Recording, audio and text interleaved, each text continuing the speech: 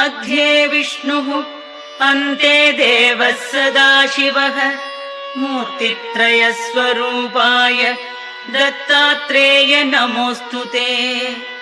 भोगालयाय भोगाय योगयोग्याय धारिणे जितेन्द्रिय जितज्ञाय दत्तात्रेय नमोऽस्तु ते।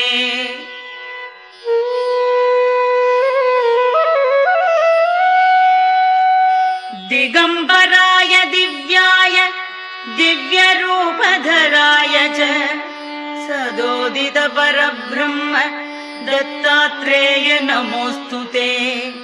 जम्बुद्वीपे महाक्षेत्रे मादापुरनिवासिने जयमान सतां देव दत्तात्रेय नमोऽस्तु ते।